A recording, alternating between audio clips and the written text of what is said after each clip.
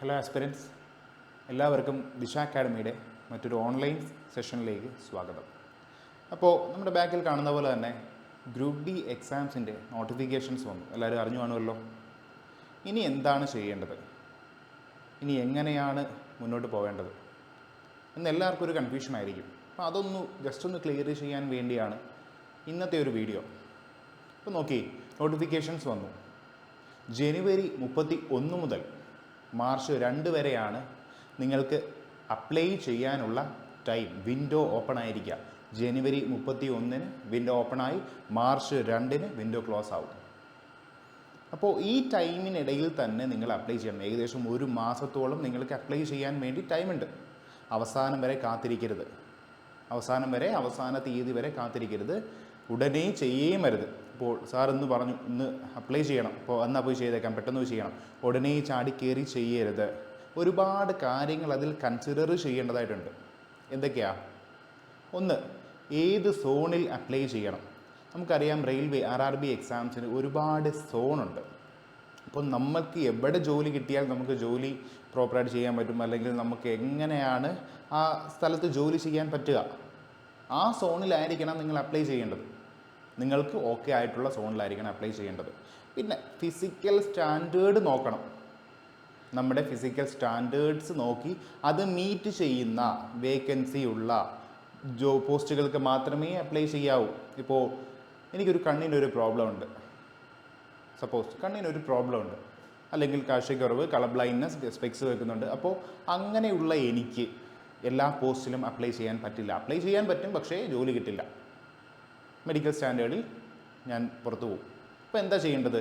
അങ്ങനെയുള്ള പോസ്റ്റുകൾ നോക്കണം. എനിക്ക് എൻ്റെ ഫിസിക്കൽ എബിലിറ്റി, എൻ്റെ ഫിസിക്കൽ സ്റ്റാൻഡേർഡ് അനുസരിച്ച് എനിക്ക് അപ്ലൈ ചെയ്യാൻ പറ്റുന്ന ജോലികൾ ഒരുപാടുണ്ട്.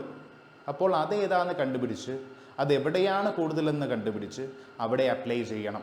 അപ്പോൾ ഇങ്ങനെയുള്ള ഒരുപാട് കാര്യങ്ങൾ നോക്കിയിട്ട് മാത്രമേ നിങ്ങൾ അപ്ലൈ ചെയ്യാൻ പോകാവൂ. ഇത് മറക്കരുത്.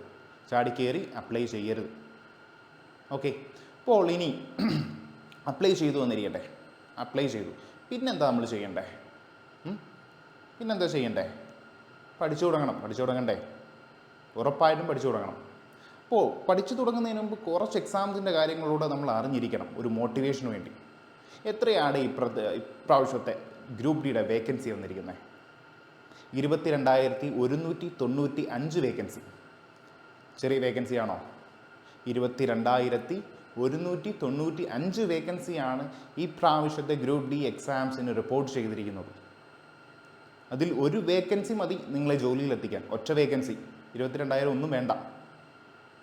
ക്ലിയർ ആണല്ലോ? ഇപ്പോൾ നമുക്ക് ഏത് തലത്തിലൊക്കെ നിൽക്കുന്നവർക്ക് ഈ ഗ്രൂപ്പ് ഡി എക്സാംസിലേക്ക് പ്രിപ്പയർ ചെയ്ത് തുടങ്ങാം. ഇപ്പോൾ റെയിൽവേ എക്സാംസിന് വേണ്ടി മാത്രം നോക്കുന്നവർക്കാണോ? അല്ല. SSC എക്സാമിന് വേണ്ടി നോക്കുന്നവർക്ക്, ബാങ്ക് എക്സാമിന് വേണ്ടി നോക്കുന്നവർക്ക്, അതേപോലെ തന്നെ നമ്മുടെ സ്റ്റേറ്റ് ബോർഡ് എക്സാംസ് ആയ PSC എക്സാമിന് വേണ്ടി നോക്കുന്നവർക്കെല്ലാം ഈ ഒരു എക്സാമിന് വേണ്ടി പ്രിപ്പയർ ചെയ്യാം, ഒരുങ്ങാം. ഒരു SSC MDS എക്സാം പോലെയോ അല്ലെങ്കിൽ PSC നടക്കുന്ന ഒരു ലോ ഗ്രേഡ് എക്സാം പോലെയോ മാത്രമേ ഉള്ളൂ എന്ത്, ഗ്രൂപ്പ് ഡി എക്സാംസ്. അപ്പോൾ സുഖമായിട്ട് നിങ്ങൾക്ക് എല്ലാവർക്കും ക്ലിയർ ചെയ്യാൻ പറ്റുന്ന എക്സാമാണ് ഏത്? Group D exams. വലിയ മലമറിക്കുന്ന ഒരു കാര്യങ്ങളും ഇതിലില്ല.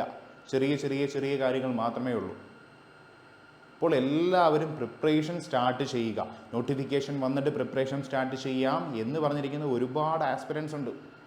അവർക്കായിട്ടാണ് ഈ വീഡിയോ. നോട്ടിഫിക്കേഷൻസ് വന്നു, ഇനിയും ഉറങ്ങിയിട്ട് കാര്യമില്ല. കണ്ണ് തുറക്കുക, ഓടിത്തുടങ്ങുക. കൂടെയുള്ളവർ ഓടിത്തുടങ്ങി. അപ്പോൾ നിങ്ങളുടെ ആ ഓട്ടത്തിൽ പങ്കാളികളാവുകയാണ് ദിശ അക്കാഡമി. അപ്പോൾ ഇന്ന് നമുക്ക് ഡിസ്കസ് ചെയ്യേണ്ടത് ഒറ്റ സബ്ജക്റ്റ് മാത്സ്. എല്ലാവർക്കും പേടി സ്വപ്നമായ മാത്സിൻ്റെ സ്ട്രാറ്റജി, എങ്ങനെ മാത്സ് പഠിക്കണം, പഠിച്ചു തുടങ്ങണം, എങ്ങനെ അത് കണ്ടിന്യൂ ചെയ്ത് പോകണം, എങ്ങനെ ഒരു എക്സാം ക്രാക്ക് ചെയ്യണം എന്നതാണ് ഇന്ന് നമ്മൾ ഈ വീഡിയോയിൽ ഡിസ്കസ് ചെയ്യുന്നത്. ക്ലിയർ ആണല്ലോ? അപ്പോൾ നമുക്ക് വീഡിയോയിലേക്ക് കിടക്കാം. Group D maths strategy. അതിനു മുമ്പ് ആദ്യം നമുക്ക് ചെയ്യാനുള്ളത് നോക്കിയേ. ആദ്യം എന്താ ഉള്ളത്? ആദ്യമായിട്ടുള്ളത് നോക്കി, നമ്പർ ഓഫ് ക്വസ്റ്റ്യൻസ്. നമ്മളൊരു എക്സാമിനെ അപ്രോച്ച് ചെയ്യുമ്പോൾ ഏതൊക്കെ സബ്ജക്റ്റ്, ഏതൊക്കെ ചാപ്റ്ററാണുള്ളത്, ഏതൊക്കെ സബ്ജക്റ്റാണുള്ളത് എന്ന് അറിഞ്ഞിരിക്കേണ്ടത് വളരെ അത്യാവശ്യമാണ്. അത് അറിഞ്ഞില്ല എന്നുണ്ടെങ്കിൽ നമുക്ക് മുന്നോട്ട് പോകാൻ പറ്റില്ല.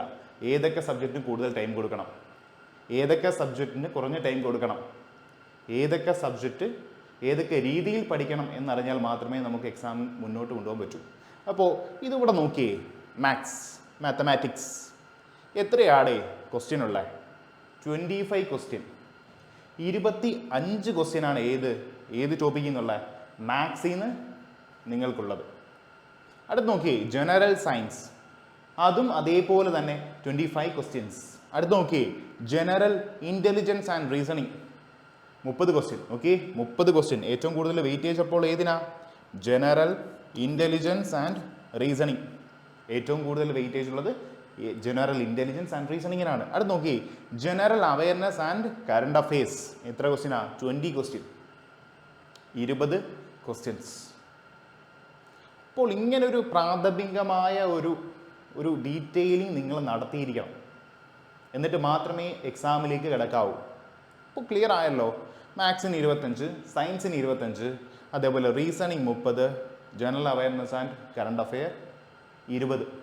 ഇപ്പോൾ ക്ലിയറായി എങ്ങനെയാണ് വെയിറ്റേജ് പോകുന്നത് എന്ന്. ഓക്കെ ആയി. ഇനി എത്ര സമയമാണ് നിങ്ങളുടെ മുമ്പിലുള്ളത്?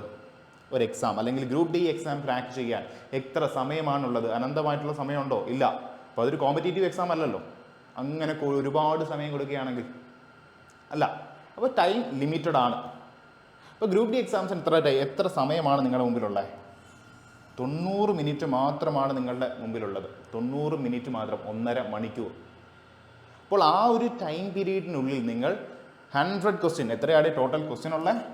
100 ക്വസ്റ്റ്യൻസ് ആൻസർ ചെയ്തിരിക്കണം. അല്ലെങ്കിൽ എത്ര ക്വസ്റ്റ്യൻ ആൻസർ ചെയ്യുന്നോ നിങ്ങളെ ജോലിയിൽ എത്തിക്കാനുള്ള ക്വസ്റ്റ്യൻസ് നിങ്ങൾ ആൻസർ ചെയ്തിരിക്കണം. അതാണ് നിങ്ങളുടെ ടാസ്ക്. 90 മിനിറ്റിൽ 100 ക്വസ്റ്റ്യൻ. അപ്പോൾ എങ്ങനെ ഇതിലേക്ക് എത്താം?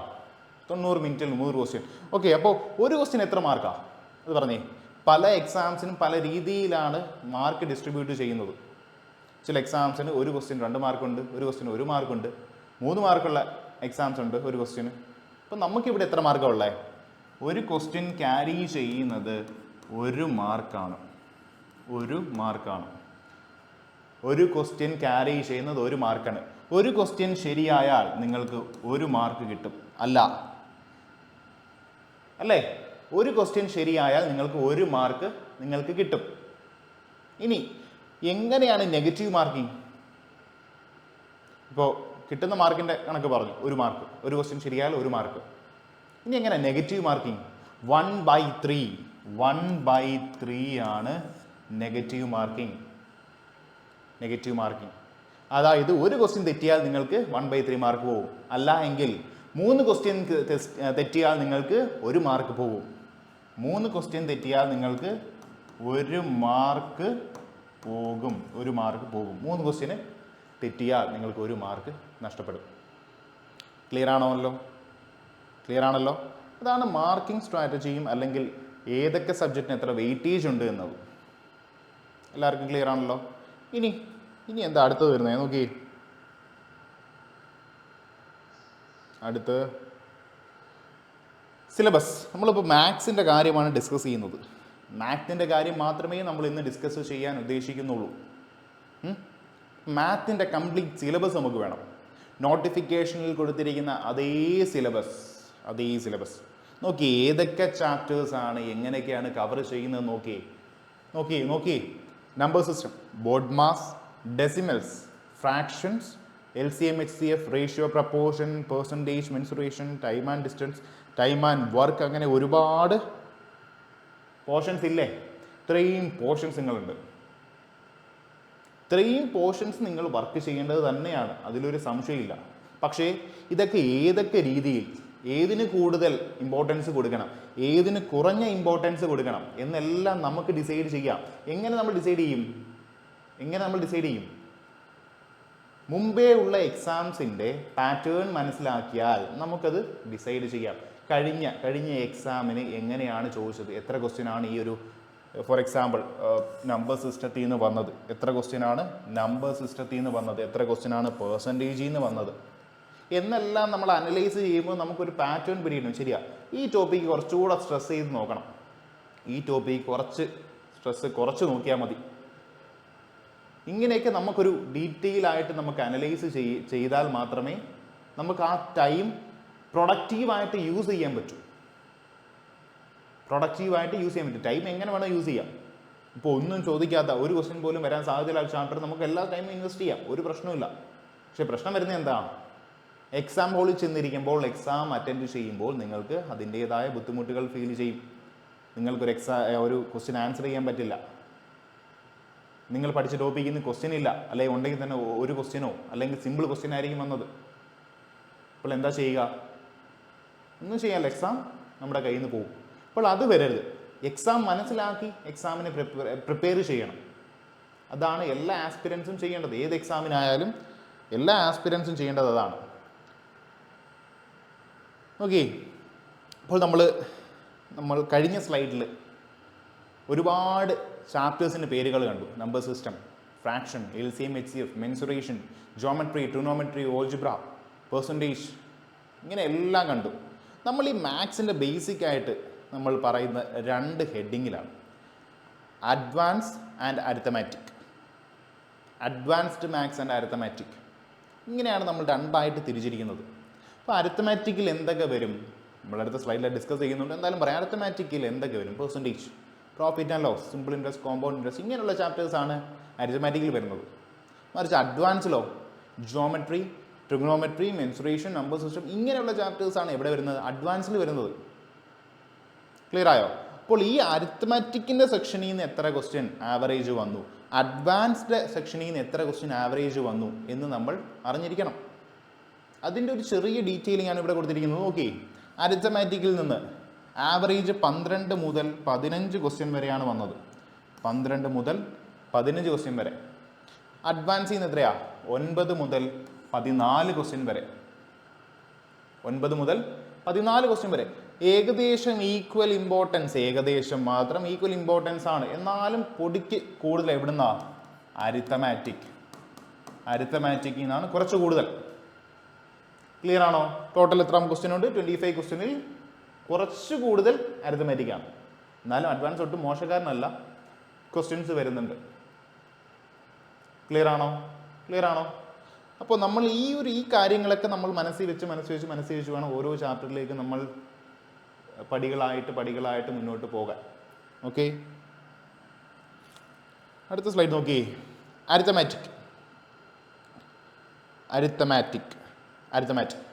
അരിത്തമാറ്റിക്കിൻ്റെ ചാപ്റ്റേഴ്സ് ഏതൊക്കെയാണ്, എത്രയാണ് വെയിറ്റേജ് വന്നിരിക്കുന്നത്? നോക്കി. പി ആൻഡ് എൽ എന്ന് പറഞ്ഞാൽ എന്താണ്? ആദ്യമായിട്ട് തുടങ്ങുന്ന കുട്ടികൾക്ക് മനസ്സിലാവണമെന്നില്ല, പക്ഷേ പി ആൻഡ് എൽ എന്ന് പറഞ്ഞാൽ ഒന്ന് നോക്കിയിട്ടുള്ള കുട്ടികൾക്ക് മനസ്സിലാവും. പി ആൻഡ് എൽ എന്ന് വെച്ചാൽ എന്താ? പ്രോഫിറ്റ് ആൻഡ് ലോസിൽ നിന്ന് എത്ര ക്വസ്റ്റ്യനാണ് വന്നിരിക്കുന്നത്? 2 മുതൽ 3 ക്വസ്റ്റ്യൻ വരെ. ഏതൊക്കെ ഏരിയയിൽ നിന്നാണ് ചോദിച്ചിരിക്കുന്നത്? നോക്കി, ഡിസ്ഹോണസ്റ്റ് ഷോപ്പ് കീപ്പർ. എന്താണ് ഡിസ്ഹോണസ്റ്റ് ഷോപ്പ് കീപ്പർ? ഒരു കടക്കാരൻ നിങ്ങളെ പറ്റിക്കുമെങ്കിൽ അയാളാണ് ഡിസ്ഹോണസ്റ്റ് ഷോപ്പ് കീപ്പർ. ക്ലിയർ ആണോ? അതൊരു ഏരിയ ആണ്, പ്രോഫിറ്റ് ആൻഡ് ലോസിന്റെ ഏരിയ ആണ്. അവിടുന്ന് ക്വസ്റ്റ്യൻ വന്നിട്ടുണ്ട്. ക്ലിയർ ആണോ? ഇങ്ങനെ ഓരോ ഏരിയ നമ്മൾ നോക്കി തൊട്ട് പോകണം.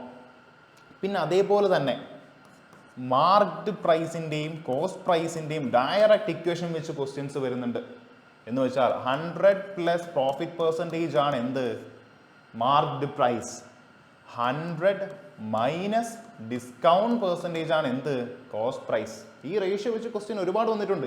ഈ ഒരു ഇക്വേഷൻ അറിഞ്ഞില്ല എങ്കിൽ ഒരുപാട് സമയം പോവും, ആൻസറും കിട്ടാൻ ബുദ്ധിമുട്ടാവും. ബാക്കിയുള്ള ക്വസ്റ്റ്യൻ നിങ്ങൾ കൊടുക്കേണ്ട ടൈം അവിടെ പോവുക, വേസ്റ്റ് ആവുക. ക്ലിയർ ആണോ? ഇനി അടുത്ത് നോക്കിയേ, പെർസെൻറ്റേജിൽ നിന്ന് എത്ര ക്വസ്റ്റ്യനാണ് വന്നിട്ടുള്ളത്? 2 മുതൽ 3 ക്വസ്റ്റ്യൻ വരെ. പെർസെൻറ്റേജ് ചാപ്റ്ററിൽ നിന്നാണ്.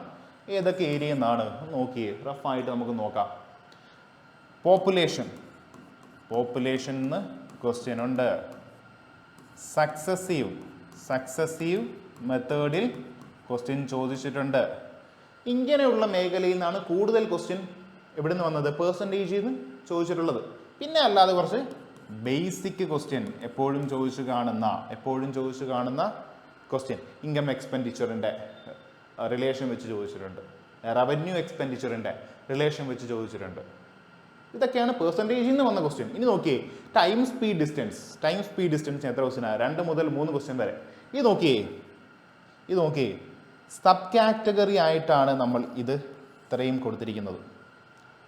ടൈം സ്പീഡ് ഡിസ്റ്റൻസിന് കീഴിൽ വരുന്ന കുറച്ച് ടോപ്പിക്സ് ആണ്. ഒന്ന് ട്രെയിൻ, റെയിൽവേ എക്സാം അല്ലേടെ, ട്രെയിനിൽ നിന്ന് ക്വസ്റ്റ്യൻ കാണുമല്ലോ അല്ലേ? ആവറേജ് ഒരു ക്വസ്റ്റ്യൻ ട്രെയിനിൻ്റെ ടോപ്പിക്കിൽ നിന്നുണ്ട്. അടുത്ത് നോക്കിയേ, ബോട്ട് ആൻഡ് സ്ട്രീം 0 മുതൽ 1 ക്വസ്റ്റ്യൻ വരെ ഉണ്ട്. റേസ് എന്ന് വെച്ചാൽ എന്താ? ഓട്ട മത്സരം. ഒരു കള്ളൻ മോഷ്ടിച്ചുകൊണ്ട് ഓടുക എന്തെങ്കിലും ഒരു സാധനം, ഒരു മാല മോഷ്ടിച്ചുകൊണ്ട് ഓടിക്കൊണ്ടിരിക്കുക. അപ്പോൾ കുറച്ച് നേരം കഴിഞ്ഞപ്പോഴത്തേക്ക് ഒരു പോലീസുകാരെ കണ്ടുപിടിച്ചു. കള്ളൻ തന്നെ, അവനെ എനിക്ക് അറിയാം, എന്തോ മോഷണം മുതൽ കൊണ്ട് ഓടുക. ഇത്രയും ദൂരത്തു നിന്നാണ് പോലീസുകാരൻ കള്ളനെ കണ്ടത്. ഇത്രയും ദൂരത്ത് നിന്ന് കള്ളൻ ഓടിക്കേണ്ടിയിരിക്കുക. പോലീസ് കണ്ടു, പോലീസ് പിന്തുടർന്ന് ഓടിത്തുടങ്ങി. അപ്പോൾ ഏത് പോയിന്റിൽ വെച്ച് എത്ര ദൂരത്ത് വെച്ച് ഇവർ തമ്മിൽ മീറ്റ് ചെയ്യും, അല്ലെങ്കിൽ കള്ളൻ പോലീസിൽ കീഴടങ്ങും, അല്ലെങ്കിൽ പോലീസ് കള്ളനെ പിടിക്കും. എത്ര ദൂരത്ത് വെച്ച് പോലീസ് കള്ളനെ പിടിക്കും, തൊണ്ടിയോടെ പിടിക്കും. അതാണ് റേസിൽ വരുന്ന ക്വസ്റ്റ്യൻ. പിന്നെ അതേപോലെ തന്നെ ഒരു സർക്കുലർ റേസിംഗ് ട്രാക്കിൽ 2-3 പേർ ഓടുന്നു. അപ്പോൾ അതുമായി കണക്ട് ചെയ്തിട്ടുള്ള കുറച്ച് ക്വസ്റ്റ്യൻസ്, അങ്ങനെയാണ് റേസിലെ ക്വസ്റ്റ്യൻ വരുന്നത്. ബോട്ട് ആൻഡ് സ്ട്രീം എന്താ വരുന്നത്? ഡൗൺവേർഡ് മോഷനിൽ താഴോട്ട് നദി ഒഴുകിക്കൊണ്ടിരിക്കുന്നത്, നദി ഈ ഒരു താഴോട്ടാണ് ഒഴുകിക്കൊണ്ടിരിക്കുന്നതെന്ന് വെച്ചോ. ഈ അതേ ഒഴുക്കത്തിന് പാരലായി എന്ത് പോകുന്നു? നേരെ താഴോട്ട് ബോട്ട് പോകുന്നു, തിരിച്ച് കയറി വരുന്നു. ആ സമയത്തുണ്ടാകുന്ന എത്ര സ്പീഡിലാണ് ബോട്ട് മുകളിലോട്ട് വന്നത്, അല്ലെങ്കിൽ എത്ര സ്പീഡിലാണ് ബോട്ട് താഴോട്ട് പോയത്, എത്ര സമയമെടുത്തു മുകളിലോട്ട് വരാൻ, എത്ര സമയമെടുത്തു താഴോട്ട് പോകാൻ, ഇതെല്ലാമാണ് ബോട്ട് ആൻഡ് സ്ട്രീമിലുള്ളത്. അപ്പോൾ കളയാൻ പറ്റുന്ന ടോപ്പിക്കാണോ? അല്ല. ഇനി അടുത്ത് നോക്കിയാൽ ആവറേജ്, ശരാശരി. നമ്മൾ ഇപ്പോൾ ഇടയ്ക്കിടയ്ക്ക് ഉപയോഗിക്കുന്ന വാക്കാണ് ആവറേജ്. നോക്കി, എത്ര ക്വസ്റ്റ്യനാ? 1 മുതൽ 2 ക്വസ്റ്റ്യൻ വരെ. റേഷ്യോ ആൻഡ് പ്രപ്പോർഷൻ 1 മുതൽ 2 ക്വസ്റ്റ്യൻ വരെ. അതിൻ്റെ സബ് ടോപ്പിക്കാണ് ഏജസ്, പ്രായം. കേട്ടിട്ടില്ലേ? എൻ്റെ അച്ഛന് ഇത്ര വയസ്സ്, എൻ്റെ അനിയന് ഇത്ര വയസ്സ്. അങ്ങനെയാണെങ്കിൽ 2 വർഷം കഴിയുമ്പോൾ അവരുടെ റേഷ്യോ ഇത്ര. അങ്ങനെയാണെങ്കിൽ അവരുടെ 2 വർഷം കഴിഞ്ഞിട്ടുള്ള പ്രായം എത്ര? ഇങ്ങനെയൊക്കെയുള്ള ക്വസ്റ്റ്യൻസ് നിങ്ങൾ കേട്ട് കാണുമല്ലോ. അപ്പോൾ ആ ഒരു ഏരിയ ആണ് റേഷ്യോ ആൻഡ് പ്രപ്പോർഷനിലെ ഏജസിൽ വരുന്നത്. ഇനി നോക്കിയേ, ബാലൻസ് നോക്കിയേ, അരിത്തമാറ്റിക്കിൻ്റെ ബാലൻസ് നോക്കിയേ. Simple interest and compound interest കേട്ട് കാണുമല്ലോ. പലിശ, കൂട്ടുപലിശ. എത്ര ക്വസ്റ്റ്യൻ വന്നിട്ടുണ്ട് ആ ഏരിയയിൽ നിന്ന്? 1 മുതൽ 2 ക്വസ്റ്റ്യൻ വരെ. ടൈം ആൻഡ് വർക്കിൽ നിന്ന് 1 മുതൽ 2 ക്വസ്റ്റ്യൻ വരെ. ടൈം ആൻഡ് വർക്കിൻ്റെ സബ് ടോപ്പിക്കായ പൈപ്പ് ആൻഡ് സിസ്റ്റേണിൽ നിന്ന് 0 മുതൽ 1 ക്വസ്റ്റ്യൻ വരെ. പിന്നെ partnership, alligation, mixture and alligation. ഇവിടുന്ന് എല്ലാം ക്വസ്റ്റ്യൻ വന്നിട്ടുണ്ട്. എത്ര ക്വസ്റ്റ്യൻ വെച്ച് ആവറേജ് വന്നിട്ടുണ്ട് എന്ന് നമ്മൾ പറയുക. അപ്പോൾ ഇതിൽ സ്ട്രെസ് ചെയ്ത് പഠിച്ചാൽ പോരെ. അപ്പോൾ അരിത്തമാറ്റിക്ക് മാത്രമേ നമ്മൾ നോക്കിയുള്ളൂ. ഇനി അടുത്ത എന്താ ഉള്ളത്? അഡ്വാൻസ്ഡ് ഉണ്ട്. നോക്കിയേ, അഡ്വാൻസ്ഡ് ടോപ്പിക്ക് ഏതൊക്കെയാ? സിംപ്ലിഫിക്കേഷൻ എന്ന് വെച്ചാൽ എന്താടേ? സിംപ്ലിഫിക്കേഷനിൽ വരുന്നതാണ് ബേസിക് മാത്തമാറ്റിക് കാൽക്കുലേഷൻസ് ഒക്കെ സിംപ്ലിഫിക്കേഷനിൽ വരുന്നതാണ്. 2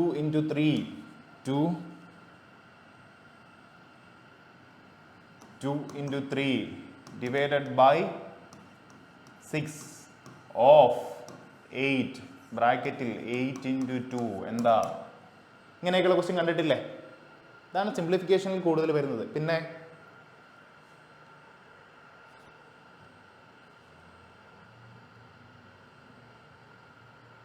സിംപ്ലിഫിക്കേഷനിൽ കൂടുതൽ വരുന്നത് ഈ മോഡൽ ക്വസ്റ്റ്യൻസ് ആണ്. നമ്മൾ ഓൾറെഡി എഴുതി, ഈ മോഡൽ ക്വസ്റ്റ്യൻസ് ആണ്.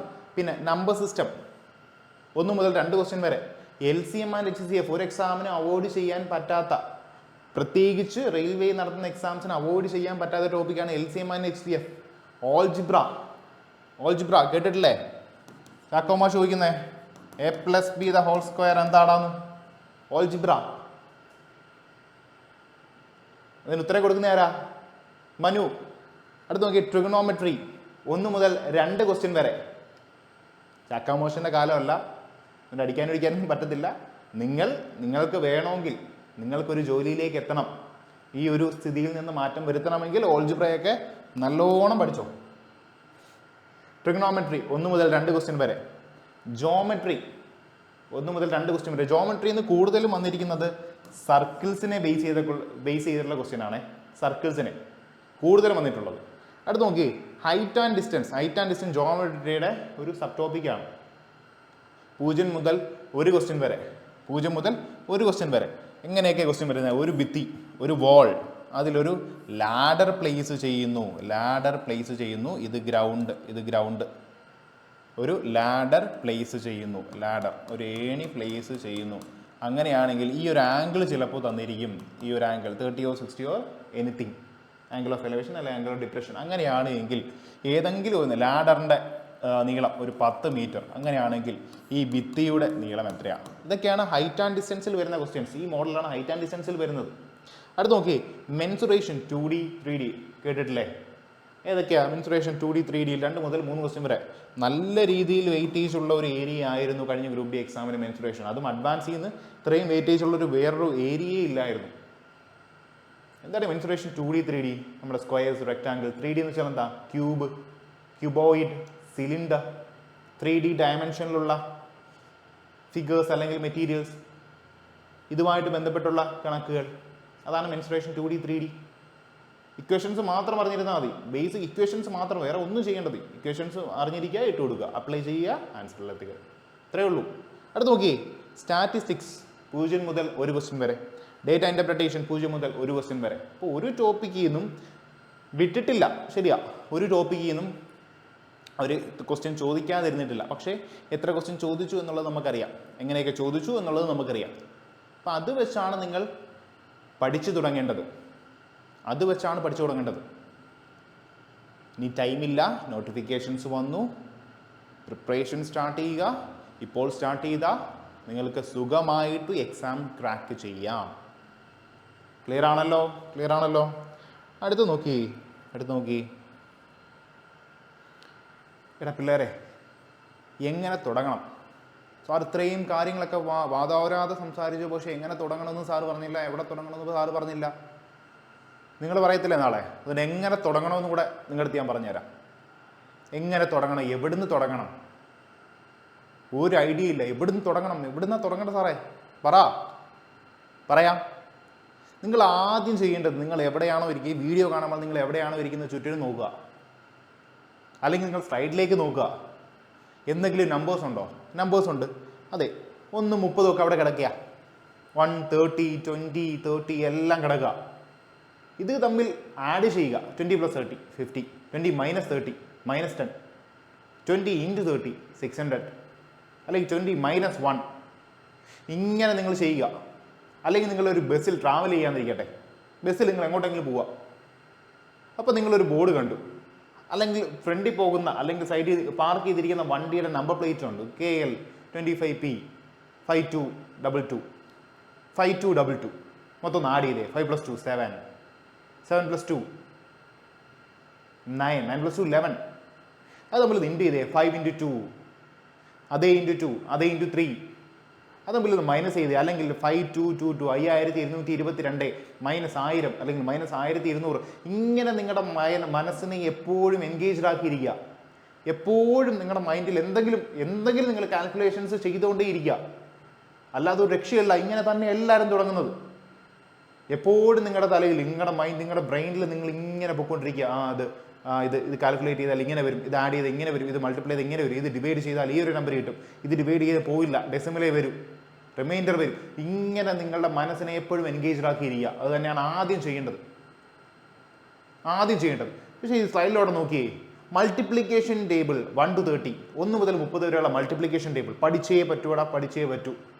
സ്കൂളിലും ട്യൂഷനും എല്ലാം നമ്മൾക്ക് വഴക്ക് മടിയും കിട്ടിയ ഒരു സാധനമാണ് മൾട്ടിപ്ലിക്കേഷൻ ടേബിൾ. അറിയില്ല, മൈൻഡ് നിൽക്കുന്നില്ല. പക്ഷേ ഇനി നിർത്തിയേ പറ്റൂ. അതിനുള്ള പ്രാപ്തി നിങ്ങൾക്കായിട്ടുണ്ട്. അല്ലെങ്കിൽ നിങ്ങളൊരു കോമ്പറ്റേറ്റീവ് എക്സാമിന് അപ്ലൈ ചെയ്യില്ല. 1 മുതൽ 30 വരെയുള്ള ടേബിൾ കാണാതെ പഠിക്കുക. വേറെ ഒരു സൊല്യൂഷനും ഇതില്ല.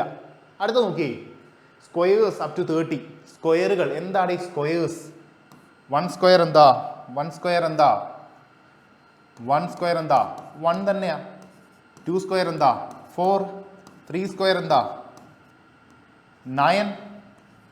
4 സ്ക്വയർ എന്താ? 16. ഇതൊക്കെയാണ് സ്ക്വയേഴ്സ്. ഒരു നമ്പറിനെ സ്ക്വയർ ചെയ്യുക. കേട്ട് കാണുമല്ലോ നിങ്ങൾ. കേട്ട് കാണും, എവിടെയെങ്കിലുമൊക്കെ കേട്ട് കാണും. പക്ഷെ പഠിച്ചിട്ടുണ്ടോ? ഇല്ല, പഠിച്ചിട്ടില്ല, എനിക്കറിയാം. പക്ഷേ പഠിക്കണം. 30 വരെയുള്ള സ്ക്വയേഴ്സ് പഠിച്ചിരിക്കണം. പക്ഷെ നമുക്ക് കുറച്ച് ട്രിക്സ് ഉണ്ട് ഇത് പഠിക്കാൻ. അത് ക്ലാസ്സുകളിൽ നമുക്ക് പറഞ്ഞു തരാം. ഷോർട്ട് ട്രിക്സ് ഒരു ക്ലാസ് വരുന്നുണ്ട്, ഒരു സെപ്പറേറ്റ് വീഡിയോ തന്നെ വരുന്നുണ്ട്. അതിൽ പറയും നമ്മൾ. നോക്കിയേ, ക്യൂബ് നോക്കിയേ. എന്താണ് ഈ ക്യൂബ്? ഇതേപോലെ തന്നെ 1 ക്യൂബ്, 2 ക്യൂബ്, 3 ക്യൂബ്. ഇത് തന്നെ 1 ക്യൂബ് എത്രയാ? 1. 2 ക്യൂബ് എത്രയാ? 2 ക്യൂബ് എത്രയാടേ? 8. 3 ക്യൂബ് എത്രയാ? 27. ഇത് തന്നെ, വേറെ ഒന്നുമില്ല. ഇനി അടുത്ത് നോക്കിയേ, short tricks for improving calculation speed. ഇതെല്ലാം ഈ നമ്മൾ മൾട്ടിപ്ലിക്കേഷൻ ടേബിൾ പഠിക്കുന്നതും സ്ക്വയർ പഠിക്കുന്നതും ക്യൂബ് പഠിക്കുന്നതും ഡിവിഷൻ മൾട്ടിപ്ലിക്കേഷൻ എല്ലാം പഠിക്കുന്നതും ചെന്നെത്തുന്നത് എങ്ങോട്ടാ? Calculation speed. എന്തിനാ കാൽക്കുലേഷൻ സ്പീഡ് കൂട്ടുന്നത്? നമുക്ക് എഴുതി കൂട്ടിയാൽ പോരെ. 30 × 2 60 എഴുതി കൂട്ടിയാൽ പോരെ. 1, 2, 3 സെക്കൻഡ് ഇതിൻ്റെ മുകളിൽ പോയി. ഈ 30 × 2 60 ആണ് എന്നുള്ളത് നിങ്ങൾക്ക് മൈൻഡിൽ ചെയ്യാൻ പറ്റുമെങ്കിൽ, ബ്രെയിനിൽ ചെയ്യാൻ പറ്റുമെങ്കിൽ ഇതിൻ്റെ സമയം പോവോ?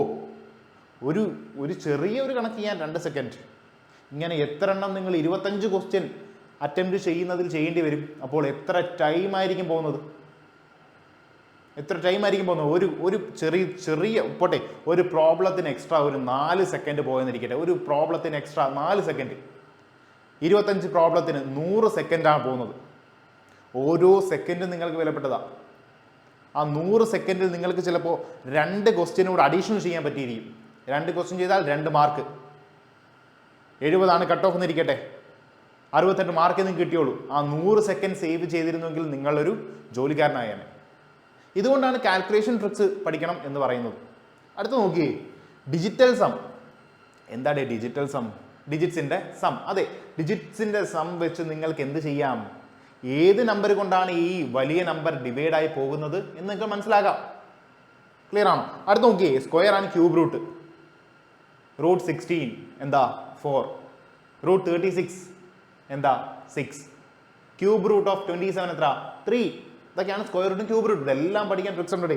അടുത്ത് നോക്കിയേ, യൂണിറ്റ് ഡിജിറ്റ്. യൂണിറ്റ് ഡിജിറ്റ് എന്ന് വെച്ചാൽ എത്ര നമ്പർ ഉണ്ടോ അതിൻ്റെ ഏറ്റവും അവസാനത്തെ ഡിജിറ്റാണ് യൂണിറ്റ് ഡിജിറ്റ്.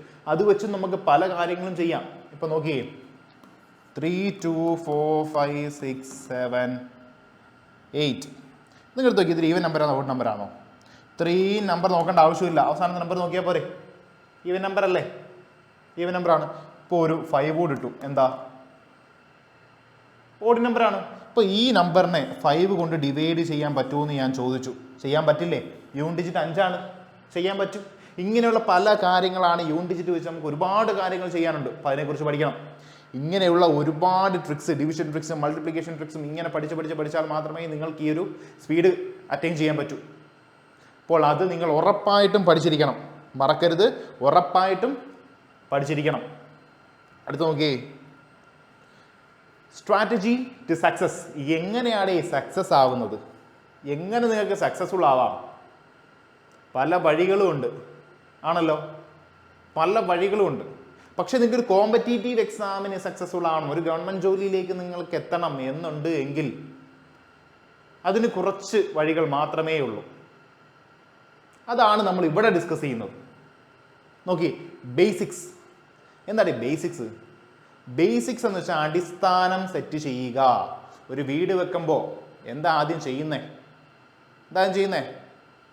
വാനം തോണ്ടി അടിസ്ഥാനം സെറ്റാക്കും. ഇല്ലെങ്കിൽ എന്താ, ഒരു കാറ്റോ മഴയോ വന്നാൽ എന്താ, പൊളിഞ്ഞു വീഴും. അതുപോലെ തന്നെയാണ് നമ്മൾക്കും അടിസ്ഥാനം സെറ്റാക്കിയിരിക്കണം. എങ്ങനെയാണ് അടിസ്ഥാനം സെറ്റാക്കുന്നത്? ഈ ബേസിക് ആയിട്ടുള്ള എല്ലാ ചാപ്റ്റേഴ്സിൻ്റെയും കോൺസെപ്റ്റ് മാത്രം നിങ്ങൾക്ക് പഠിച്ചുകൊണ്ടിരുന്നാൽ ബേസിക് സെറ്റാവോ? ഇല്ല. നിങ്ങൾക്കൊരു തിയറി നിങ്ങൾക്ക് പഠിക്കുക, ആ ഇതങ്ങനെയാണ് അല്ല ഇതിങ്ങനെയാണ്, പക്ഷെ അത് അപ്ലൈ ചെയ്യാൻ അറിയത്തില്ലെങ്കിലോ പോയില്ലേ. അതുകൊണ്ടാണ് പറയുന്നത് ബേസിക് എപ്പോഴും സ്ട്രോങ് ആയിരിക്കണം, ബേസിക് സ്ട്രോങ് ആയിരിക്കണം. വെറുതെ എന്തെങ്കിലും പഠിച്ചിട്ട് യാതൊരു കാര്യമില്ല. ബേസിക് സ്ട്രോങ് എന്താണെന്ന് അറിഞ്ഞു പഠിക്കണം, എന്താണെന്ന് മനസ്സിലാക്കി പഠിക്കണം. അതാണ് ബേസിക് സ്ട്രോങ് ആക്കുക. അടുത്ത് നോക്കിയേ, ഓരോ ചാപ്റ്ററും പഠിക്കുക. ഓരോ ചാപ്റ്ററും percentage, profit and loss, simple interest, compound interest, ഇങ്ങനെയുള്ള ഓരോ ചാപ്റ്റേഴ്സും പഠിക്കുക. കുത്തിയിരുന്ന് പഠിക്കുക. പഠിച്ചാൽ മാത്രം മതിയോ? പോരാ. അടുത്ത പോയിന്റ് നോക്കിയേ, ഓരോ ചാപ്റ്റേഴ്സ് പഠിച്ചു കഴിയുമ്പോഴും എന്ത് ചെയ്യണം? അതിൻ്റെ പ്രീവിയസ് ഇയർ ക്വസ്റ്റ്യൻസ് എടുത്ത് വർക്കൗട്ട് ചെയ്യണം. നിങ്ങൾ ഗ്രൂപ്പ് ഡി എക്സാമിന് പ്രിപ്പയർ ചെയ്യുക, റെയിൽവേയുടെ ഒരു എക്സാംസിന് പ്രിപ്പയർ ചെയ്യുക. ആ കഴിഞ്ഞ വർഷം അതിന് മുമ്പത്തെ വർഷവും നടന്ന ക്വസ്റ്റ്യൻസ് എടുത്ത് മുമ്പിലോട്ട് വെക്കുക. പെർസെൻറ്റേജ് ചാപ്റ്റർ നിങ്ങൾ കേട്ട് കഴിഞ്ഞു. ഈ ക്വസ്റ്റ്യൻസ് എല്ലാം എടുത്ത് മുമ്പിലോട്ട് വെക്കുക. എന്നിട്ട് ഓരോന്നായിട്ട് ചെയ്യുക. ചെയ്ത് നമ്മൾ ക്ലാസ്സിൽ കിട്ടാത്ത, അല്ലെങ്കിൽ ക്ലാസ്സിൽ വിട്ടുപോയ, ക്ലാസ്സിൽ നിങ്ങൾ കേട്ടിട്ടില്ല, ക്ലാസ്സിൽ നിങ്ങൾക്ക് മനസ്സിലാവാത്ത ഓരോ കോൺസെപ്റ്റും ഓരോ ക്വസ്റ്റ്യൻ ചെയ്യുമ്പോൾ നിങ്ങളുടെ മുമ്പിലോട്ട് വരും. അതുവഴി നിങ്ങൾക്ക് മനസ്സിലാവും എങ്ങനെയാണ് ഒരു ക്വസ്റ്റ്യനെ, ഒരു കോൺസെപ്റ്റിൽ നിന്ന്, ഒരു തിയറിയിൽ നിന്ന് ഒരു ക്വസ്റ്റ്യനെ ആപ്ലിക്കേഷൻ ലെവലിൽ അപ്രോച്ച് ചെയ്യേണ്ടത് എന്ന് നിങ്ങൾക്ക് മനസ്സിലാവും. അതുകൊണ്ടാണ് പ്രീവിയസ് ഇയർ ക്വസ്റ്റ്യൻ ചെയ്തേ പറ്റൂ. വേറെ ഒരു ഓപ്ഷനും ഇല്ലതി. മടി കാണിക്കരുത്, ചെയ്തേ പറ്റൂ. അടുത്ത് നോക്കിയേ, ഒരാഴ്ച ഒരു മോക്ക്. നിങ്ങൾ സ്റ്റാർട്ടിങ് സ്റ്റേജിലാണ്, നിങ്ങൾ തുടക്കക്കാരനാണ്, നിങ്ങളിപ്പോൾ പഠിച്ചു തുടങ്ങുന്നേ ഉള്ളൂ. ഒരാഴ്ച കഴിഞ്ഞു, ഒരു മോക്ക് ടെസ്റ്റ് എടുത്തിരിക്കണം. മോക്ക് ടെസ്റ്റ് എടുത്താൽ മാത്രമേ നിങ്ങൾ എത്രത്തോളം ഇമ്പ്രൂവ്മെന്റ് ഉണ്ടാക്കി, എവിടെയാണ് നിങ്ങളെന്ന് മനസ്സിലാക്കാൻ പറ്റുമോ. അതുകൊണ്ട് അത് ഇമ്പോർട്ടൻ്റ് ആണ്. അടുത്ത് നോക്കി, റിവിഷനും പ്രീവിയസ് ഇയർ ക്വസ്റ്റ്യനും എല്ലാ ആഴ്ചയുടെയും അവസാനം ഞാൻ പറഞ്ഞു മോക്ക് ടെസ്റ്റ് എടുക്കണം. അതോടൊപ്പം തന്നെ എന്തൊക്കെ പഠിച്ചു റിവൈസ് ചെയ്യുക. നമുക്ക് ഏറ്റവും മടിയുള്ള സാധനമാണ് റിവൈസ് ചെയ്യുക. പറ്റത്തില്ല, റിവൈസ് ചെയ്യാൻ പറ്റത്തേയില്ല. വേറെ എന്ത് വേണോ ചെയ്യാം, പുതിയ കാര്യങ്ങൾ പഠിക്കാം, പുതിയ കാര്യങ്ങൾ അറിയാം. പക്ഷേ റിവിഷൻ ഞാൻ പഠിച്ച ടോപ്പിക്കാണ്, എനിക്ക് പഠിക്കാൻ ഇനി പറ്റില്ല. ആ മെൻറ്റാലിറ്റിയെ മാറ്റിക്കോ. റിവിഷൻ ഇല്ല എങ്കിൽ ഒരു കാര്യമില്ല, നിങ്ങൾ എങ്ങും എത്താൻ പോകുന്നില്ല. എത്ര പഠിച്ചെന്ന് പറഞ്ഞാൽ, എത്ര ഹാർഡ് വർക്ക് എന്ന് പറഞ്ഞാൽ ഒരു കാര്യമില്ല. റിവിഷൻ അതേപോലെ തന്നെ ഈ ചെയ്ത പ്രീവിയസ് ഇയർ ക്വസ്റ്റ്യൻ നിങ്ങൾ ഓരോ ചാപ്റ്റർ കഴിഞ്ഞിട്ടും ചെയ്യുമല്ലോ, ആ പ്രീവിയസ് ഇയർ ക്വസ്റ്റ്യൻ വർക്കൗട്ട് ചെയ്യുക. ക്ലിയർ ആണല്ലോ. അടുത്ത് നോക്കിയേ, ഇക്വേഷൻസ് നോട്ട് ചെയ്യുക. അതെന്താണ് ഇക്വേഷൻസ് നോട്ട് ചെയ്യുക? ഇപ്പോൾ നമ്മൾ പെർസെൻറ്റേജ് പഠിച്ചു, പിയാനിൽ പഠിച്ചു, ജോമെട്രി പഠിച്ചു, ട്രിഗണോമെട്രി പഠിച്ചു. ഒരുപാട് ഇക്വേഷൻസ് നിങ്ങൾ പഠിക്കാൻ പോവുക. അപ്പോൾ ഇതെല്ലാം ഒരു ചാപ്റ്റർ കഴിഞ്ഞു, ഒരു ഡയറി എടുക്കുക, ഇക്വേഷൻസ് നോട്ട് ചെയ്യുക, ഒരു പേജ് വിടുക. ബാക്കിയുള്ള എന്തെങ്കിലും ക്വസ്റ്റ്യൻ ചെയ്യുമ്പോഴോ മോക്ക് ചെയ്യുമ്പോഴോ ഇവർ കിട്ടുന്ന ഇക്വേഷൻസും കൂടെ നോട്ട് ചെയ്യാൻ വേണ്ടി ഒരു പേജോ 2 പേജോ വിടുക. അടുത്ത ചാപ്റ്റർ എടുക്കുക, അടുത്ത ഇക്വേഷൻസ് നോട്ട് ചെയ്ത് പോവുക. വേറെ ഒന്നും ആ ബുക്കിൽ ഒരു ക്വസ്റ്റ്യൻ പോലും എഴുതരുത്. ഇക്വേഷൻസും ഫോമുലാസും മാത്രമേ എഴുതാവൂ. അതുകൊണ്ടാണ് ഡയറി കുറച്ച് കട്ടിയുള്ളത് എടുക്കണമെന്ന് പറയും. നമ്മൾ എപ്പോഴും മറിച്ച് നോക്കേണ്ടതാണ്. അപ്പോൾ ഇക്വേഷൻസും ഫോമുലാസും നോട്ട് ചെയ്ത് മാത്രം പോവുക. അടുത്ത് നോക്കിയേ, ഡെയിലി മോക്സ്. നിങ്ങളൊരു സ്റ്റേജിലെത്തി, നിങ്ങൾ ചാപ്റ്റേഴ്സ് എല്ലാം കവർ ചെയ്തു, ഈ പറഞ്ഞ രീതിയിലെല്ലാം നിങ്ങൾ പോയി, സാറ് പറഞ്ഞ രീതിയിലെല്ലാം നിങ്ങൾ പഠിച്ചു. ഓക്കെ, പഠിച്ചു. പക്ഷെ എന്ത് വേണം ഇനിയാണ് നിങ്ങൾ തുടങ്ങുന്നത്. ഇനിയാണ് ഇതുവരെ വീക്കിലി മോക്ക് ചെയ്ത് നിങ്ങൾ 100 മാർക്ക് ടോട്ടൽ ഉള്ളതിൽ 50 മാർക്കേ കിട്ടിയുള്ളൂ. 80 മാർക്ക് ആണ് നിങ്ങളുടെ ടാർഗറ്റ്. 80 മാർക്ക് വേണം. 50 മാർക്ക് 55 മാർക്കിൽ നിൽക്കുക, കയറുന്നില്ല. ഇനിയാണ് നിങ്ങൾ അതിലേക്ക് പടിപടിയായി മുന്നേറാൻ പോകുന്നത്. എങ്ങനെയാ? ഡെയിലി മോക്ക് ടെസ്റ്റ് ചെയ്യുക. ഡെയിലി മോക്ക് ടെസ്റ്റ് ചെയ്യുക. ആദ്യത്തെ മോക്ക് ടെസ്റ്റിന് 20 മാർക്ക് പോട്ടെ, അല്ലെങ്കിൽ 30 മാർക്ക്, അല്ലെങ്കിൽ 50 മാർക്കേ കിട്ടുന്നുള്ളൂ, പോട്ടെ. 1 ചെയ്തു, 2 ചെയ്തു, 3 ചെയ്തു, 4 ചെയ്തു, 5ാമത്തതിൽ നിങ്ങൾക്ക് ഇമ്പ്രൂവ്മെൻറ്റ് വന്നു തുടങ്ങൂടാ. 1 mark, 2 mark, 3 mark, 5 mark, 6 mark, ഇങ്ങനെ നിങ്ങൾ ഇമ്പ്രൂവ് ആവുന്നത് നിങ്ങൾക്ക് തന്നെ കാണാം. ഈ രീതിയിൽ നിങ്ങൾ പഠിച്ചു വന്നാൽ അടുത്ത സ്ലൈഡ് നിങ്ങൾക്കുള്ളതാണ്. ഈ രീതിയിൽ പഠിക്കാത്ത ആർക്കും ഉള്ളതല്ല അടുത്ത സ്ലൈഡ്. ഈ രീതിയിൽ പറഞ്ഞ് ഈ രീതിയിൽ പഠിച്ചു വന്നത് അവർക്ക് മാത്രമുള്ളതാണ്. ഞാൻ പറഞ്ഞ രീതിയിൽ പഠിച്ചവർക്ക് മാത്രമുള്ളതാണ് അടുത്ത slide. Congratulation for making us and your parents proud. അതെ, നിങ്ങൾക്ക് അഭിനന്ദനങ്ങൾ. നിങ്ങൾ ആരെയും, നിങ്ങളുടെ പേരൻസിനെയും ഞങ്ങളെയും നിങ്ങൾ പ്രൗഡാക്കി. നിങ്ങൾ ജോലിയിലേക്ക് പ്രവേശിച്ചു. ഇത്രയും നാളുമുള്ള കഷ്ടപ്പാട്, ഉറക്കമില്ല, ഫുഡില്ല, കൂട്ടുകാരെ വിളിച്ചാൽ കൂടെ പോകാൻ പറ്റില്ല, കല്യാണം അറ്റൻഡ് ചെയ്യാൻ പറ്റില്ല, ബന്ധുക്കളുടെ അടുത്ത് ഇരിക്കാൻ പറ്റില്ല, ഇങ്ങനെയുള്ള എല്ലാ പ്രതിസന്ധികളും, എല്ലാ പ്രശ്നങ്ങളും, എല്ലാ കാര്യങ്ങളും ഇന്നത്തോടെ തീരുക. ഈ ഒരു സ്ലൈഡോട് കൂടി നിങ്ങൾ തീർക്കുക. അന്ന് ഈ സ്ലൈഡ് നിങ്ങൾ നോക്കണം. എല്ലാ പ്രശ്നവും തീർന്നു. കളിയാക്കതും കുറ്റപ്പെടുത്തിയതും എല്ലാ പ്രശ്നവും കഴിഞ്ഞു. അല്ലെങ്കിൽ പൈസ ഇല്ല, എല്ലാ പ്രശ്നവും ഇതോട് തീർന്നു. ഈ ഒരു സ്ട്രാറ്റജി നിങ്ങൾ ഫോളോ ചെയ്താൽ മാത്രം. അതുകൊണ്ട് ഈ ഒരു രീതിയിൽ നിങ്ങൾ പ്രിപ്പയർ ചെയ്യുക, മുന്നോട്ട് പോവുക. സക്സസ് മാത്രമായിരിക്കും ഉണ്ടാവുക. അപ്പോൾ ഓൾ ദി വെരി ബെസ്റ്റ്.